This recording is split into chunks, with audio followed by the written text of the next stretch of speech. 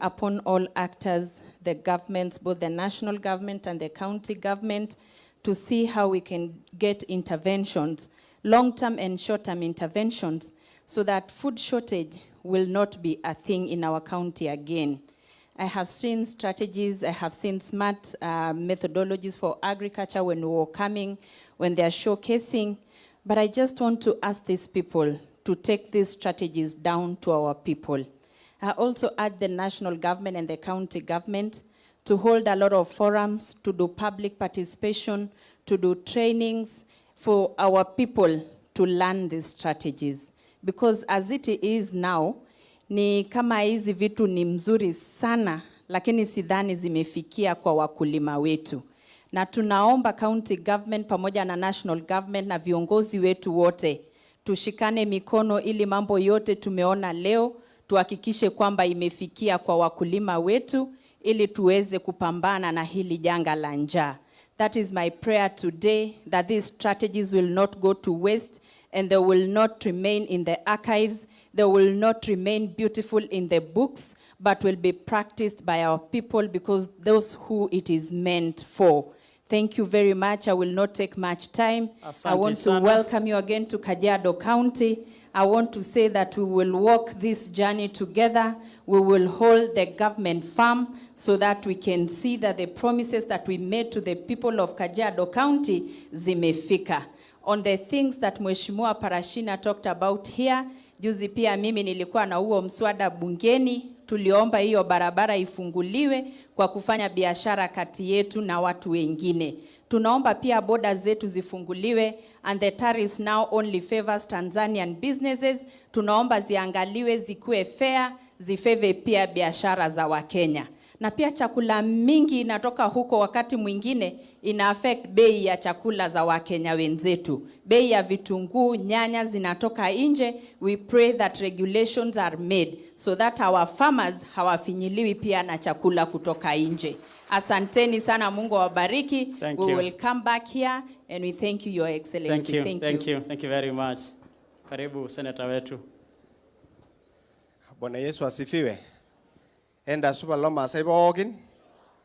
Your Excellency Mheshimiwa Rigathi Gachagua, Governor wetu Joseph Ole Lenku, waheshimiwa MPs, CS wetu, PS, washikadau wote, Deputy Governor wetu, washikadau wote ambao wamehusika katika kazi hii, na niko na shukrani kubwa sana Your Excellency kwa kufika Kajiado County, Rombo and even Kajiado South.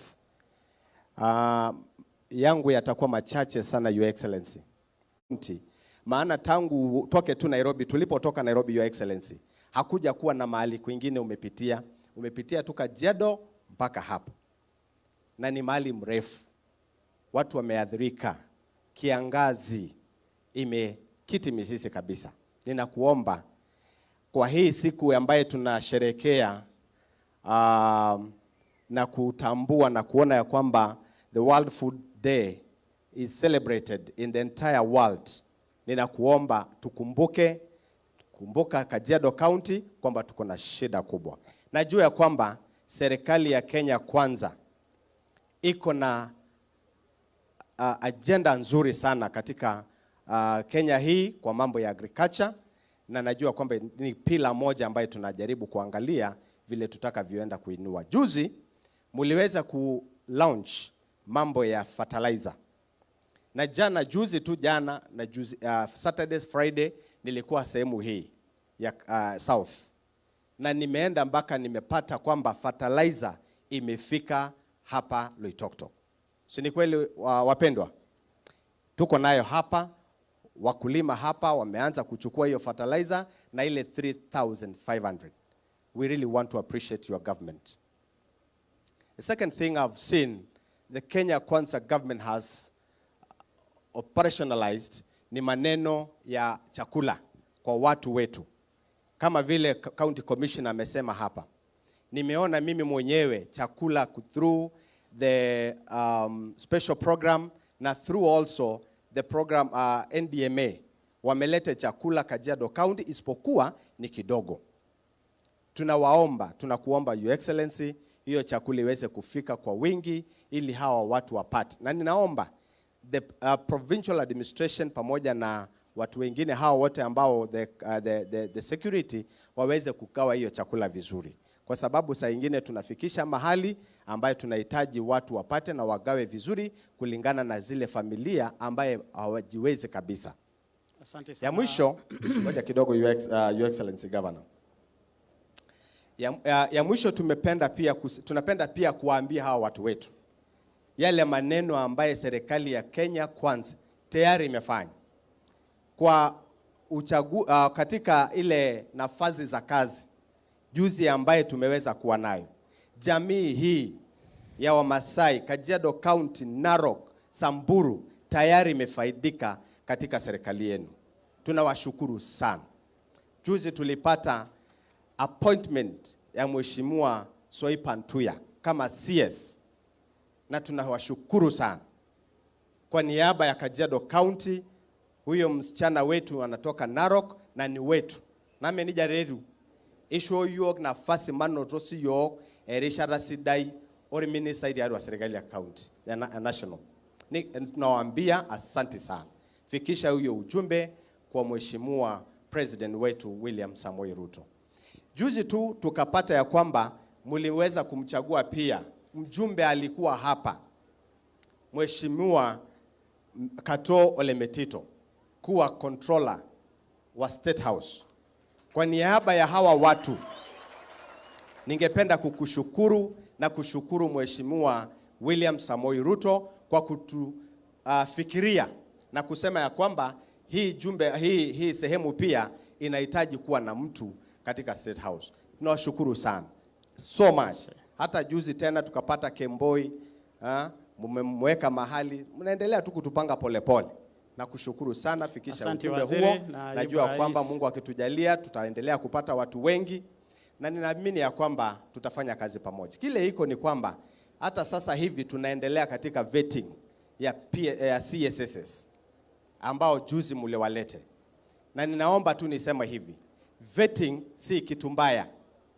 Na tunasema kama parliament kwamba tutawavet CSSS na PSSS. Mungu akitujalia tutawapatia watu ambaye watawafanyia kazi vilivyo bila kushurutishwa na executive kwa njia yoyote. Na hivyo itakuja hapo chini katika county pia.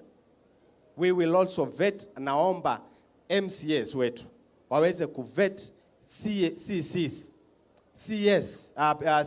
COs ili hawa raia wapate watu wa kuwafanyia kazi vizuri. Nasema asante sana Mheshimiwa Governor. Nikisema hivyo sisemi kwa ubaya. Nasema kwa njia nzuri na kwa njia ambaye iko na ufasaha vizuri, si kwa vita. Nataka tu ya kwamba tuweze kuwaleta watu ambaye wataweza kuwafanyia hawa watu kazi, maana oversight yetu kama wajumbe, it is stipulated in law. So we cannot compromise that. Asanteni sana. Thank you very much. Makofi kwa senator wetu. Your Excellency, Deputy President, it was necessary for these leaders to have an opportunity kurudisha shukrani.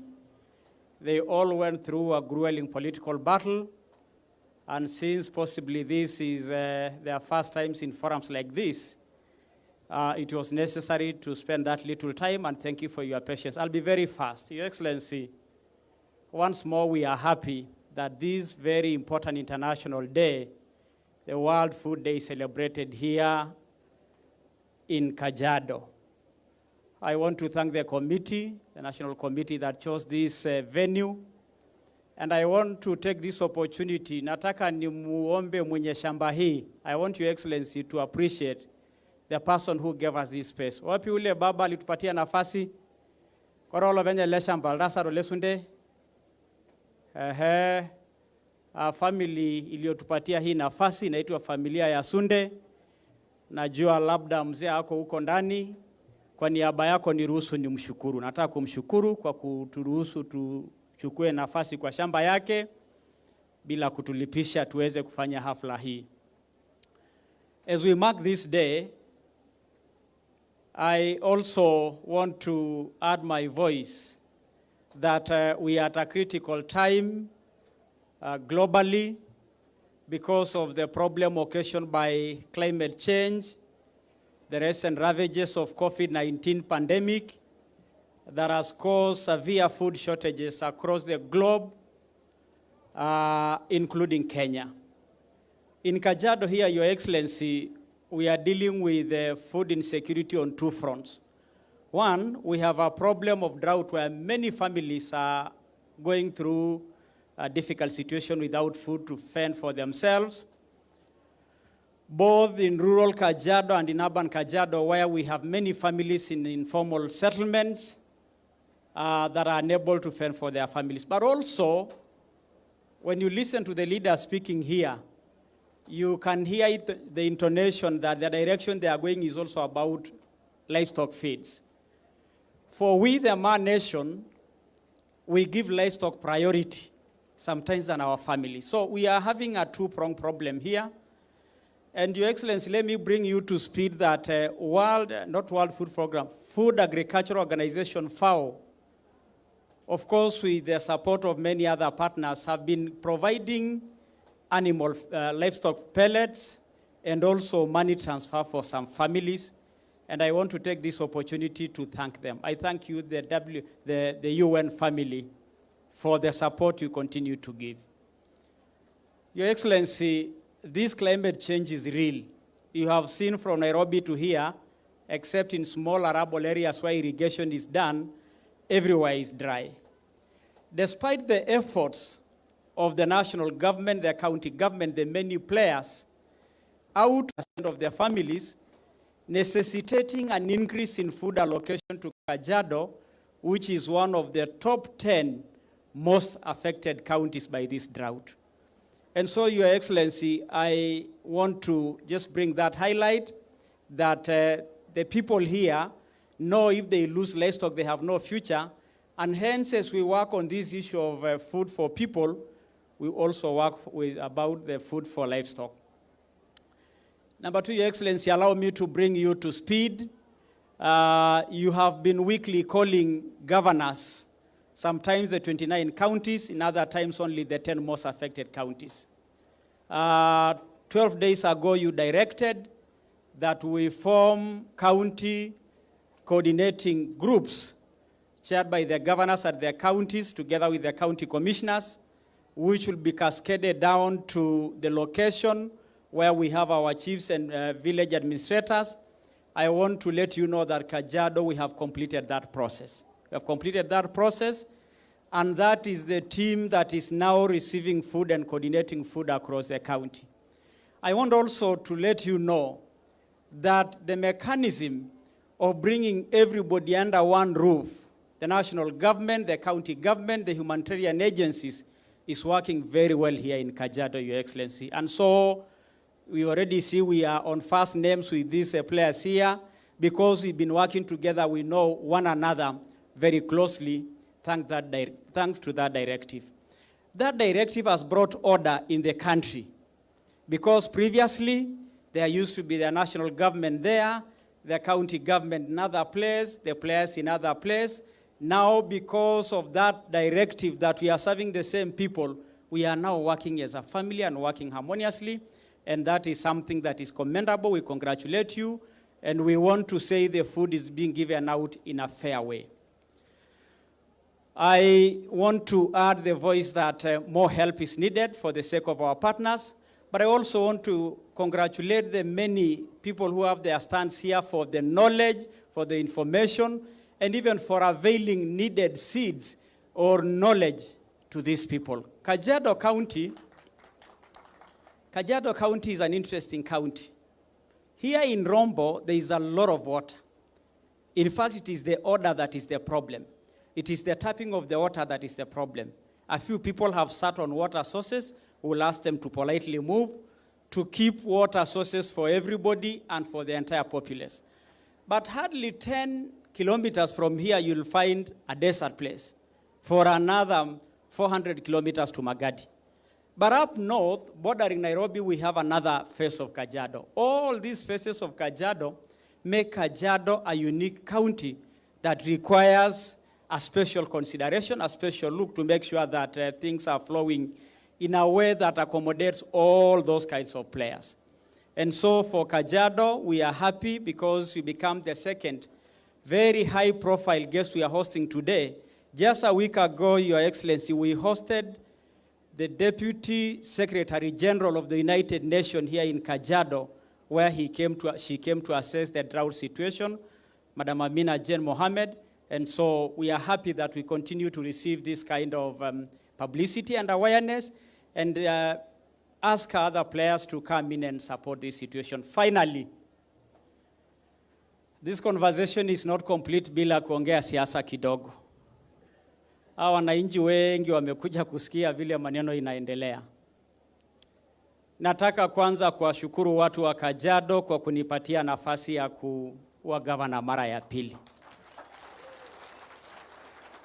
Jamani, na washukuru sana. I want to thank you. Lama asailanga ja shikingila gelo. Ngamumu anashai? Itishibate. Your Excellency, with the teams here, the women rep and the senator were actually my staff. Ndio nilikuwa namuita senator waziri because alikuwa waziri wangu. 4 of the MCAs were my staff. And so I am a very proud governor today to see that I'm preparing future leaders for this county, and that through the works of my hands, many have been blessed. As I thank these people for electing me, Your Excellency, I want to congratulate you. Najua huko juu mlitunyoa kidogo, mimi nikawaangalia nyinyi hapa nafasi ya governor. Lakini what these people are interested now ni kazi. That is why we are here. And so we are happy that you came to our county today, and we want to commit that the promises we gave these people that will work for them, we will serve them equally without discrimination. Our business is going to be kazi, kazi tu. You know, Magufuli is our neighbor, Your Excellency. He used to say, hapa kazi tu. Kajiado hapa ni kazi tu. Hatuna maneno mingi. Na watu wetu, serikali kuu ndio hii wamekuja hapa. Hii ni ishara njema kwamba wameanza kwetu leo, na tunawahakikishia Your Excellency kwamba watu wa Kajiado, kabila 44 za Kenya, wanaishi kama ndugu na dada. Na kazi yangu kama governor ni kuunganisha watu. I ran on a basis of uniting Kajiado. That is the basis on which I ran for my governorship. And so I want to reiterate that my commitment of uniting Kajiado stands solid. It was the first foundation of my first term. I want to deepen it in this second term, and I want to commit that Your Excellency will work together for the good of these people.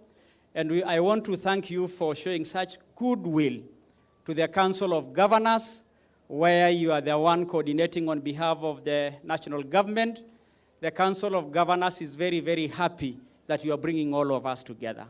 Our working with our county commissioners, our DCCs, our assistant commissioners, and all that can never be this better. It is in very good ground because of your directive, because of your instructions, and because of the leadership you provided.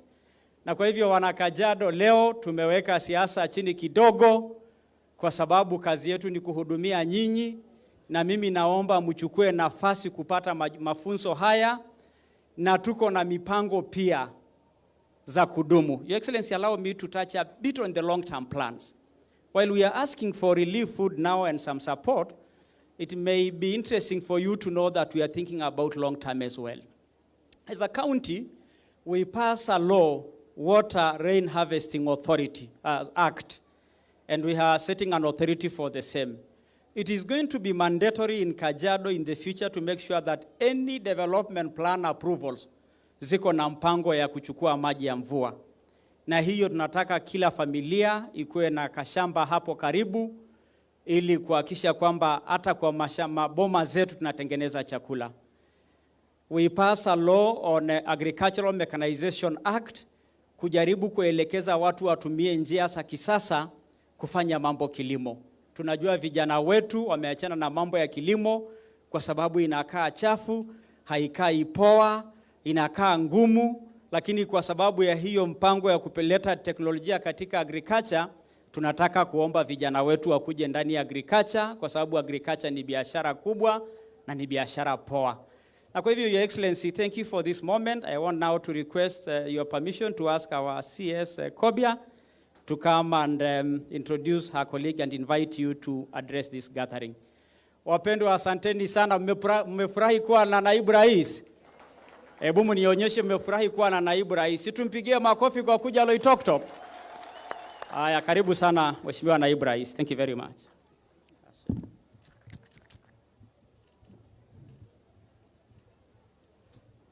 Thank you very much. Sorry. I have my deputy seated here, Your Excellency. Oh my God. You know, I asked him to come here, I didn't come. DG, kuja. This is a very tall man and very young man. You know, sasa atasema dakika moja tu salamu, tukuachie dayas. Asante sana. Your Excellency, our President, the Honorable Rigathi Gachagua, Your Excellency, our Governor, CS, all protocol observed, ladies and gentlemen, watu wetu hamjambo. Bwana asifiwe. Meisisi Yeso. Kwa sababu gavana wetu ameshasema, yangu yatakuwa machache. La kwanza ni kushukuru Mheshimiwa naibu wa rais kwa kufika Kajiado. Niungane na viongozi wa gatuzi letu kusema karibu sana. Tunakupenda na tutasimama na serikali yako pamoja na Mheshimiwa rais wetu. La pili, siku hii ni siku ambayo inaadhimishwa ulimwenguni katika nchi ya 150 kuweza kuhamasisha mambo matatu. Jambo la kwanza ni jambo la njaa. Jambo la pili ni jambo linalohusiana na utapiamlo. La tatu ni umaskini, uchochole ambayo imekithiri katika watu wetu. Siku hii inatupa nafasi tuweze kufanya maamuzi ya kuweza kubadilisha hali, haswa wakati ambapo watu wetu wanakufa kwa sababu ya njaa, mifugo wanakufa kwa sababu ya njaa, na shule zetu zinafungwa kwa sababu ya ukosefu wa maji. Hata tunapomaliza warsha huu na siku hii, tuweze kufanya maamuzi bora ya kuweza kubadilisha hali. Kwa hayo mengi, asanteni. Mungu awabariki. Thank you, Your Excellency. Your Excellency, huyu ndugu ndiye alitupatia mahali ya kufanyia hii hafla. Huyu ndio Bwana Sunde. Kwa niaba yako niruhusu niseme asante sana kwake. Thank you very much. Your Excellency, nimesahau kofia kubwa niko nayo. I am actually the spokesman for the Maa Nation. The Maa Nation would like to request you to convey our gratitude. First of all, to thank you, convey our gratitude to the President for the key appointments of our brother Kato, a State House Controller. That nafasi sio yake, ni yetu the Maa Nation, and we want to thank you.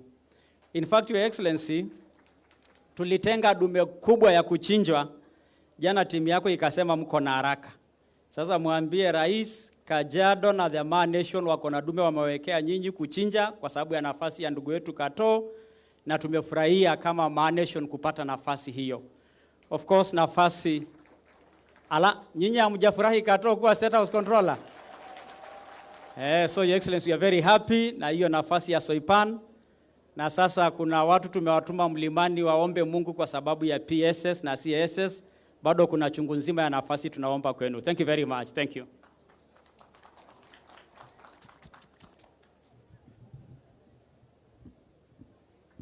Thank you very much, Excellency the Governor. God is good, and all the time.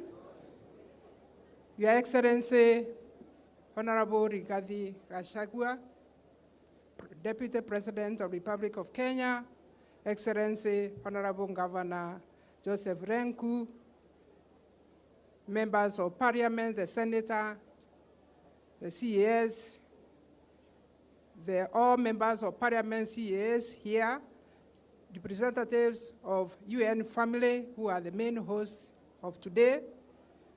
Your Excellency, I'm very happy. First, I want just to welcome you to this function, simply because what has been said here so far sends a very clear message that your government is going to work with everybody and in a united way. If you are coming here as brought the governor, the members of parliament, the MCAs together to serve the people, that is one thing I really value. Because if people are elected or appointed, they are appointed to serve the people. And as I listen to you, Your Excellency, you and the Secretary, the President, your vision is so clear that you want to improve quality of life for Kenyans. Therefore, Your Excellency, I just want to thank you as a ministry that has been responsible for arid and semi-arid lands. You have really shown leadership since you came, and that's why you're here now.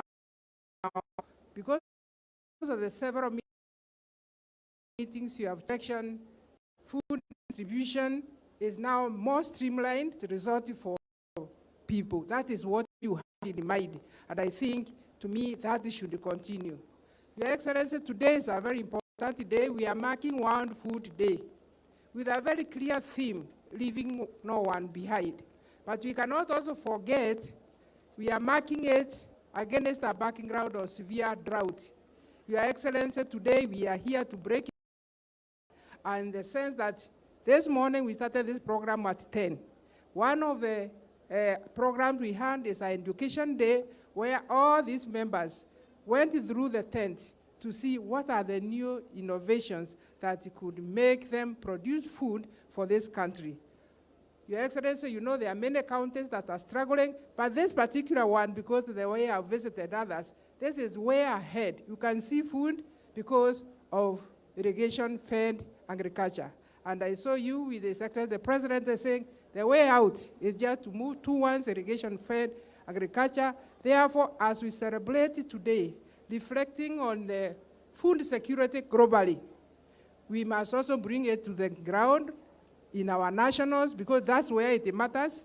And then we are able to see food security is becoming a problem unless we break new grounds, and today's initiative of what you have seen in the exhibition marks a good beginning. Your Excellency, also, I want to say that looking at agriculture and what you can do even in Asal and even other areas that receive a little bit of normal rainfall, I can see already your vision, and especially Vision 2030, Sustainable Development Goals, and the manifesto of Kenya Kwanza are very much aligned to promote agriculture. Therefore, your spending time here is really, really quality. As I come to the close, Your Excellency, allow me to thank all development partners who worked closely with us to prepare this day, and other international organizations who have been sitting with us on the table to really reflect on this World Food Day. Your Excellency, allow me, as I close, before I invite you to the stage, to ask the public servants, starting with the CAS Agriculture, and all those in the executive. We are in government, Your Excellency, but there are those who you are their boss because you are in executive. Those who are in executive, please stand. CAS Agriculture, my PS, people in security, county governors, Your Excellency, please be upstanding so that this, Your Excellency, because I know you also came from the line of civil service, these are the people who make us look good. And they are good people. If guided well, they should be able to really improve the quality of Kenyans as spelled out in Vision 2030, which I see is very well aligned with your plan. Please have your seat.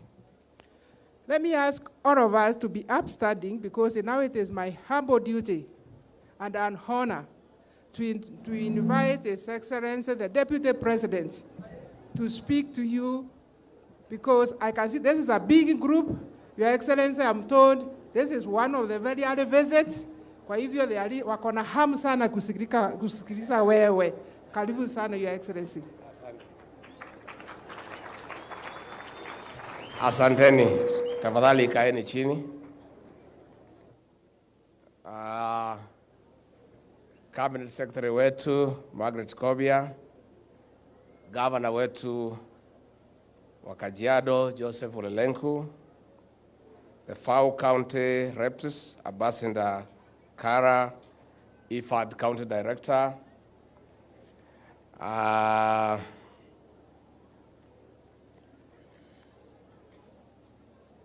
World Food Program County Rep in Kenya, honorable members of parliament, senior national and county government officials, the host farmer Simon Sude, host stakeholders and farmers, distinguished guests, ladies and gentlemen, and asuvapogi,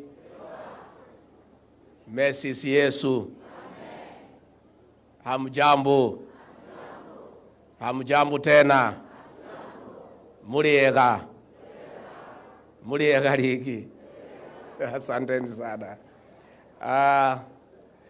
We gather today in beautiful Kajiado County to mark the occasion of World Food Day. On this day across the world, we commemorate the founding of the Food and Agriculture Organizations of the United Nations, FAO, in 1945, and reflect on the food challenges we face and the way forward. This year, we mark this day against an unfortunate backdrop, a severe hunger in Kenya and the Horn of Africa, the result of prolonged drought. Today, more than 3.5 million people in Kenya are in dire need of food, including nearly 1 million children below 5 years and 100,000 expectant mothers. 11 counties are in a state of alarm and another on alert. The situation is an indictment of our management of food and agriculture as a nation. It is a stark reminder, especially for our young government, of the depth and gravity of the challenge that we must solve for our people. It is clear that we must make significant transformative and sustainable changes to our agricultural strategy and do so urgently, given the pace at which climate change is impacting our agriculture. In the immediate term, our first priority is to reduce suffering, and over the last 1 month, we have supplied relief food to vulnerable families and set aside 900 million Kenya shillings for more.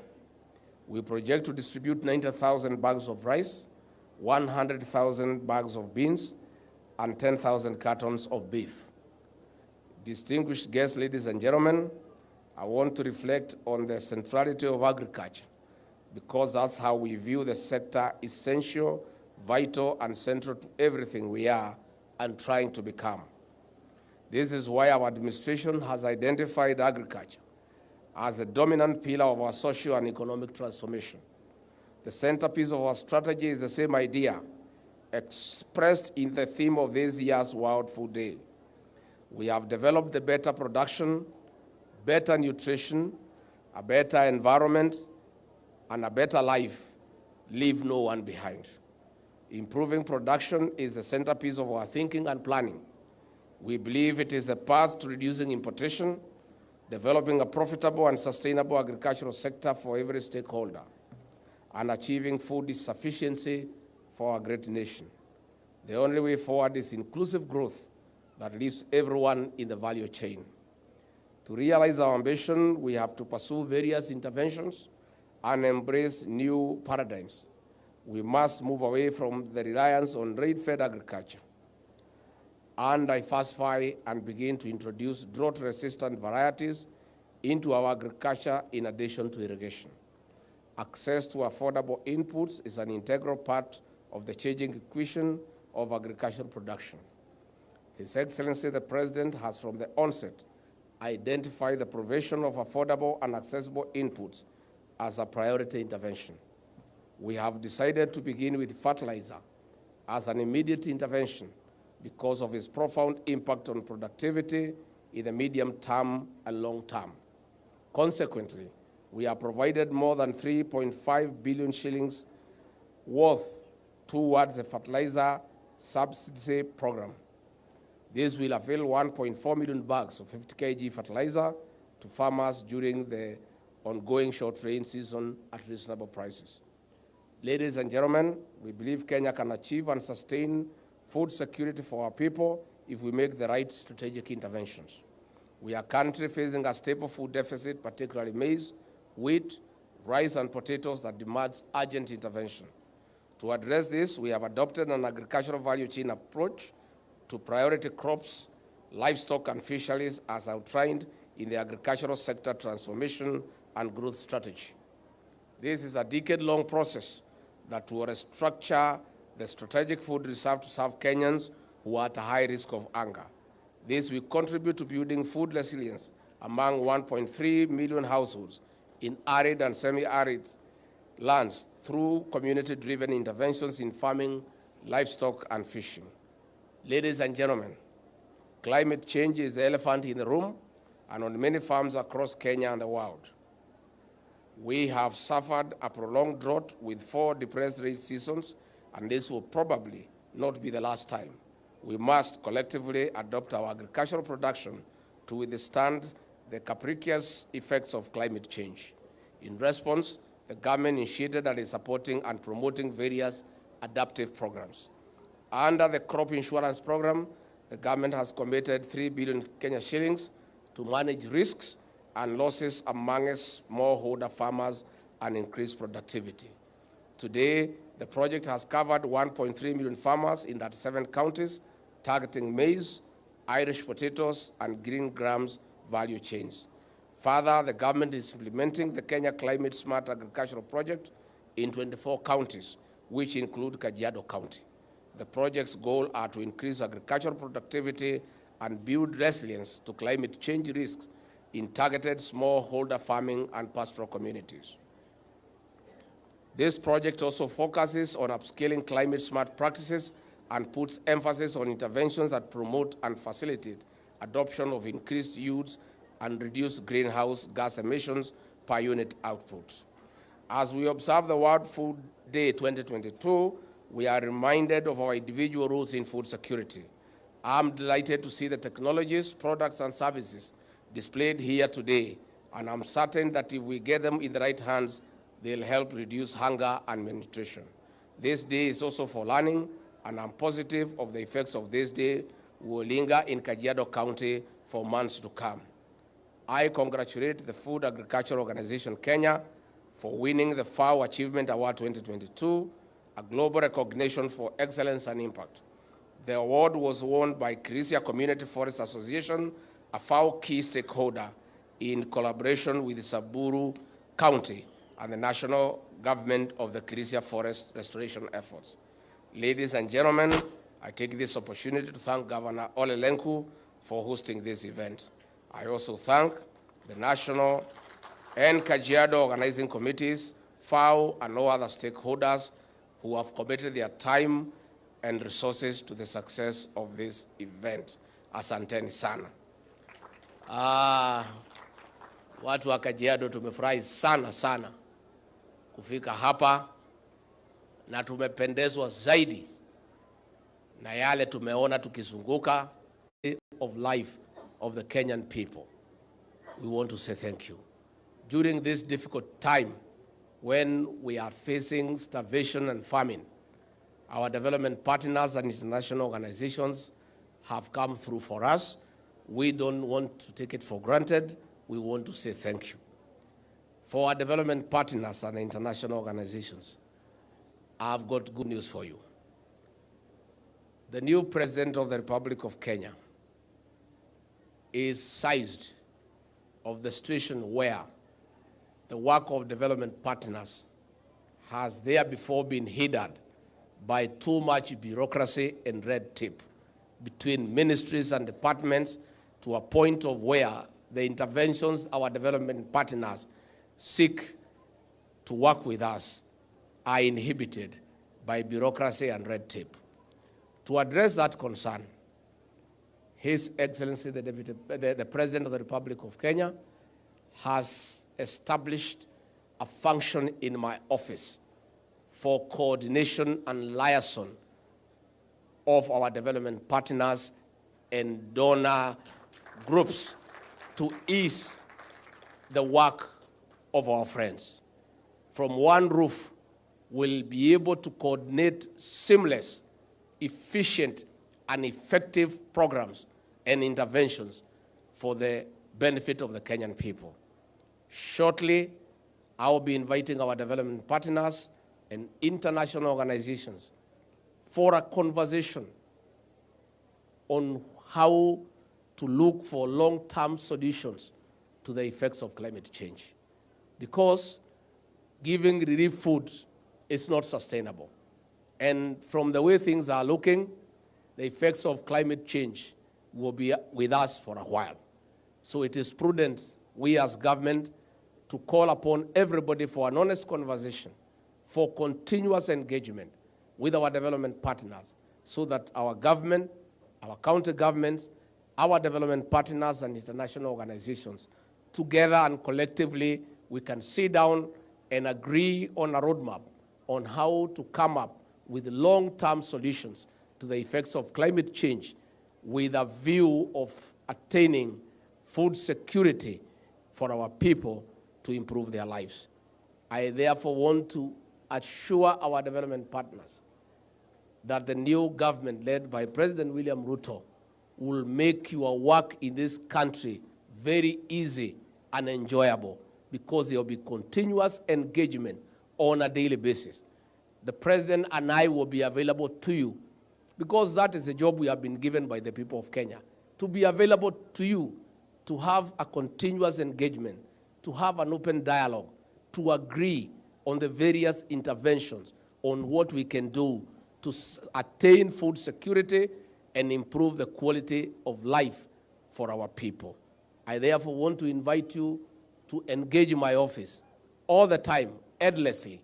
We are available 24/7 to discuss with you, to agree with you on how we can partner for the benefit of the people of this country.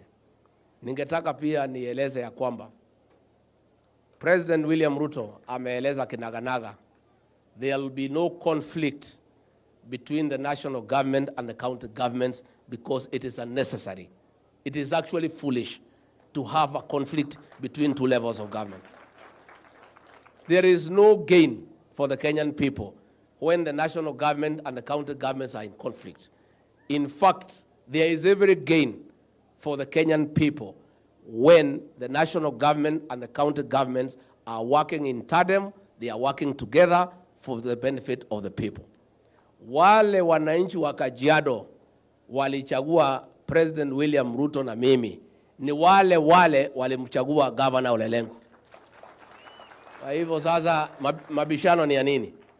Si uchaguzi umeisha? Uchaguzi umeisha, wale wameshinda, wameshinda. Wale wamekwama.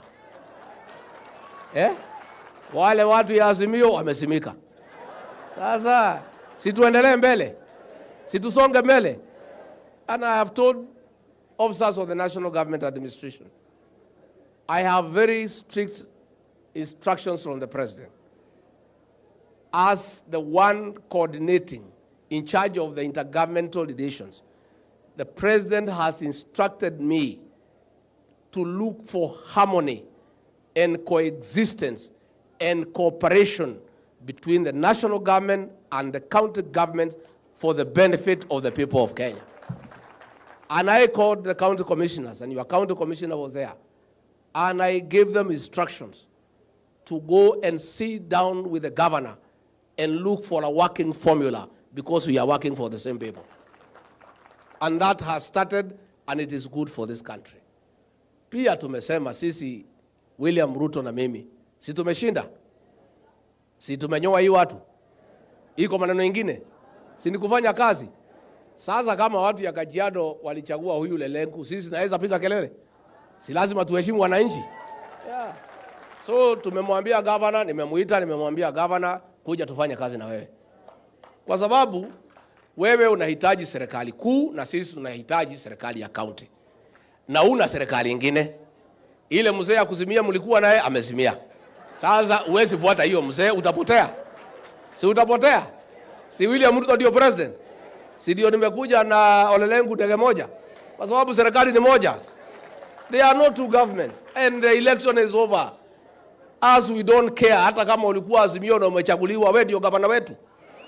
Tuendelee, kwa sababu si ni wananchi tunataka kufanyia kazi. Hiyo maneno ya uchaguzi imeisha. Na sisi hiyo maneno hatutaki mtu aturudishe nyuma. Ati wale governor walikuwa Azimio, ati tuanze kupigana na hawa. Hatuna time, we have no time for that nonsense. Hatuna nafasi. Sisi na William Ruto ni watu ya demokrasia, na tunaheshimu uamuzi wa raia. Kama watu ya Kajiado mlisema Ole Lenku ndio governor, imekuwa namna hiyo. There's nothing we can do. Lakini sisi vile tumefanya, unajua sisi ni wangwana. Sisi hatuwezi sahau watu wetu. Sikatoa alikuwa pale ni mtu wetu. Silaizi Ruto amempatia controller of State House. Mumefurahi? Sio ni kitu kubwa. Na controller of State House ameniambia nilete salamu. Mmepokea? Yeye yako pale State House. Huyo katoa ile kazi yako nayo. Mkikuta yeye baada ya mwezi mtajua atakuwa amekonda. Sababu pale kazi kwa William Ruto inaanza saa 11 asubuhi mpaka saa 6 usiku. Kwa hivyo msipomuona hapa msimuulize swali. Muulize William Ruto na mimi ndio tumepatia kazi. Pale hakuna mchezo. Kazi ni usiku na mchana. Kwa sababu Kenya tumekuta imesoroteka. Tumekuta uchumi ni mbaya. Tumekuta mambo imeko mbaya. Sasa lazima tuunde Kenya. Tusahishe ile maneno ilikuwa makosa, turudishe kwa laini. Na tumekubaliana na huyu governor nilimuita juzi. Nikamwambia governor, wewe ndio governor. Kato ni controller. Nitaweka wote pamoja tufanye kazi pamoja tuendelee. Mungetaka tuwaweke pamoja? Viongozi wote wa Kajiado. Na mimi nimemwambia governor, mimi na president tuko na interest hapa Kajiado. President ako na mali hapa Kajiado. Mimi niko na mali hapa Kajiado. Hii Kajiado yetu tunataka ikuwe na amani. Tunataka maendeleo. Mimi pale Nkoroi niko na manyumba. Tunataka nikipata sewage watu ya Nkoroi wapate. Watu ya Ongata Ragai wapate. Watu ya Gong wapate. Kama tukianza kupigana watu ya Kato na Lenku tutapata maendeleo. Sasa mimi mkinipatia ruhusa niite governor, niite Kato, niite senator, women rep, wajumbe, tuunganishe wote tukae kitu kimoja. Mumenipatia ruhusa? Niwakalishe chini. Na yule ataleta shida ninyoroshe. Mumenipatia ruhusa? Hiyo mimi nitafanya kwa sababu mimi mwenyewe niko na mali katika kaunti hii. Niko na mashamba, niko na manyumba na kwa hivyo niko interested party. Kwa hivyo hii Kajiado yetu tunataka iendelee isonge mbele. Tuko na huyu mjumbe wetu Parashina. Na wao tulijaribu kukunyoa lakini wewe ni mtu ya Mungu. Na pongezi. Congratulations. Na tutafanya kazi pamoja. Kuna hiyo barabara ni kweli kutoka ila city ya kwenda Taveta. Tuliongea juu yake. Si mimi na William Ruto tuko hapo. So wacha tunyoroshe mambo kidogo kidogo tulikuta. Unajua nilisema pale Kasarani watu wakasema mimi ni mjeuri. Tumefika pale store ya Boma. Kufungua hakuna. Sasa hii store lazima kwanza tuweke mahindi, tuweke maharagwe ndio tuanze kugawa. So mtupatie nafasi kidogo, tuudaude hii maneno imeharibika, tupate tubadilishe uchumi, tukisha faulu na tutafaulu muda usio mbali. Hiyo barabara kutoka Ilasit mpaka Taveta tutatengeneza mambo yake na itakuwa sawa sawa. Hii maneno ya mpaka hii tutanyorosha. Unajua lazima tufanye biashara bwana. Si ndio? Nyinyi mwende huko Tanzania mlete mali, mlete hapa Kenya. Iko makosa gani? Kwani tukikula mali ya Tanzania iko makosa? Iko makosa? Bora msiibe. Mfanye biashara? Hii biashara ya boda tutaikalia. Kwa sababu sisi ni watu ya biashara. Na hao mahasola yetu hii ndio wakati yao ya kufaidika. Wahasola lazima wakule kitu wakati hii. Kwa hivyo mambo ya mpaka tutakaa chini, tutalainisha vizuri ndio biashara iendelee na iendelee sawa sawa. Mheshimiwa ameongea mambo ya polisi iko shida ya magari, si ndio? So nitatafuta gari moja ya polisi nilete. Sawa? Ndio muweze kufanya kazi. Na tutaendelea na mambo ya fertilizer kwa sababu ya long range iko fertilizer tunaagiza mingi itakuja kusaidia wakulima ndio tukilima vizuri na fertilizer isiyo ya bei kali, bei ya unga itakuja kuteremuka yenyewe bila kuteremshwa na mtu yeyote. Kwa hivyo hiyo inaendelea na itakuwa sawa sawa. Na ningetaka nikimalizia hao officers wetu wa national government, they are very good officers vile CS Kobi amesema. Hao maofisa ni watu ya maana. Ni kutumiwa walitumiwa vibaya kwa mambo ya siasa. Atunaambia machifu wakauze Azimio. Si ilikuwa kazi ngumu? Si ni kazi ngumu? Hiyo hapana kazi ya chief. Kazi ya chief ni kusaidia mambo ya kilimo, mambo ya mpaka, mambo ya usalama, mambo ya kuunganisha jamii, mambo ya kuleta watu pamoja. Serikali ya William Ruto haitatumia machief na county commissioner kwa mambo ya siasa. Hiyo hapana kazi yao. Machief, county commissioner, mrudi kwa kazi yenu ile mumepewa na ile mnapata mshahara. Na tungetaka kumwambia hata huyu senator anajua, hata huyu women rep, wale wa UDA, msipange siasa yenu ati mtatumia machief. They are not available. Machief wako na kazi ya kufanya. Wewe upange siasa yako vile ulipita bila hawa. Si walipita bila machief? Muendelee na mna hiyo. Machief yetu na county commissioners hawatakuwa kwa kazi ya siasa. Hata hao polisi waliingizwa kwa mambo ya siasa. Tumewatoa. Mumeona juzi president wetu amevunja kikosi ilikuwa imewekwa pale ya kuua watu. Ilikuwa natumika kuua watu, wanaenda wanatupwa kwa mto inaitwa Yala River. Wengine wamepelekwa Aberdare Forest, wametupwa kwa fisi, wamekuliwa. Hiyo hapana kazi ya polisi kuua watu. Kazi ya polisi ni kulinda maisha na mali ya wananchi wa Kenya. Na tungetaka kumwambia polisi, nyinyi msitumika vibaya. Sasa huyu alikuwa anatumia hiyo watu ya DCI, si ameenda nyumbani. Sasa wameachwa hapo wakihangaika. We are not going to use our officers to kill anybody. We don't want extrajudicial killing in the Republic of Kenya. Kama umefanya makosa, ukamatwe, ushahidi, upelekwe kotini, uhukumiwe. Koti ikisema unyongwe, hiyo ni sheria. Lakini wewe polisi huwezi chukua sheria mkononi mwako na kuchukua wananchi ya Kenya na kuenda kutupa kwa Aberdare Forest, alafu watu wanakuliwa na fisi. Unaenda unachukua wananchi, unaweka kwa Yala River, wanakufa huko. Hiyo ni makosa na haitafanyika chini ya serikali ya William Ruto.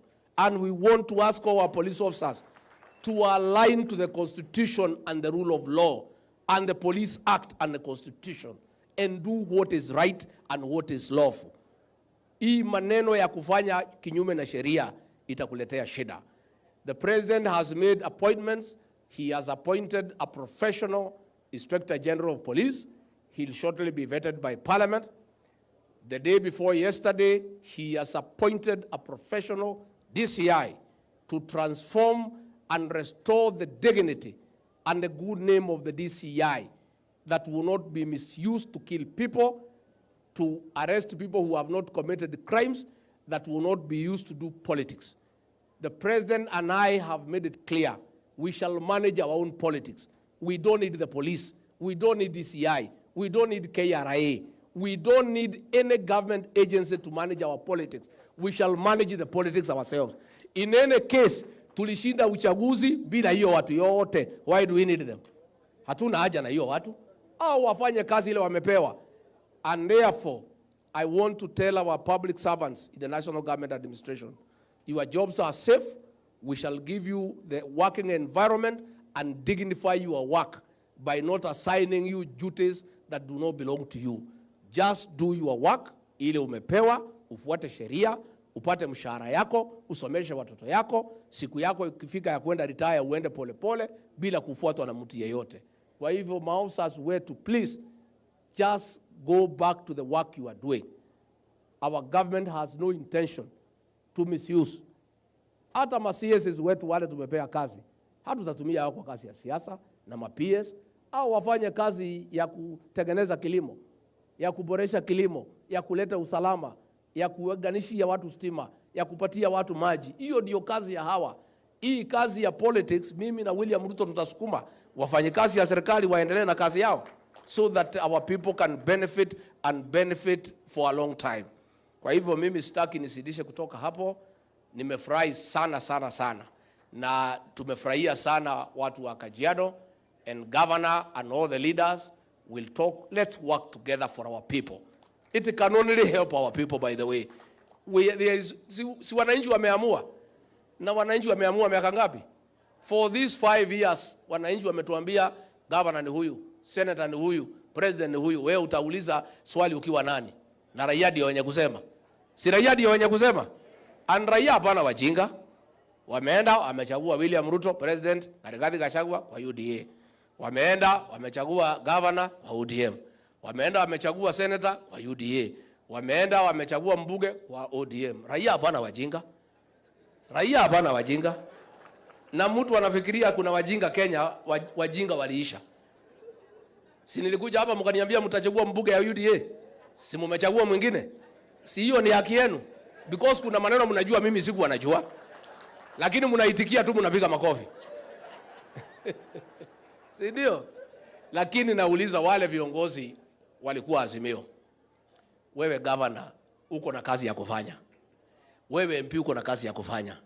Wachaneni na ile mzee apige kelele peke yake. Don't follow him. Kwa sababu hiyo mzee hana kazi ya kufanya. Wewe ukikosa kufanya kazi utaulizwa na raia. Si ndio? So wewe kama umepewa nafasi, wewe shikana na serikali ya William Ruto ufanyie wananchi huyo mzee wachana na yeye apige kelele. Amepiga kelele miaka 30, ataendelea kupiga nini? Lakini ukifuata hiyo mzee utazimia kama yeye. Let us work for our people, tuwafanyie wananchi kazi. Kwa sababu raia wameamua na tunaendelea mbele. Vijana mko hapa?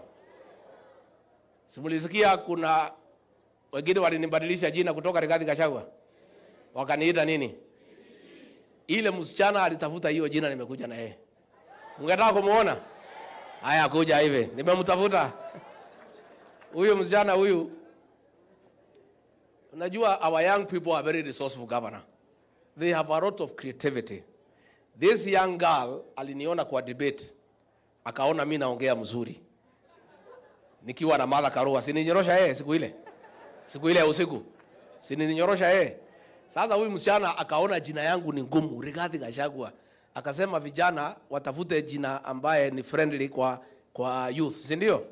Huyu msichana anaitwa Ivy. Ndiye alinitoa jina yangu Rigathi Gachagua akaniita Rigiji. Nimemtafuta, nitampatia kazi kwa ofisi yangu. Mungetaka msalimie? Msikie sauti yake.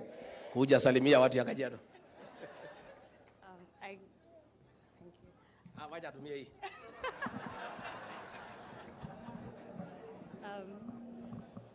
Good afternoon, everyone.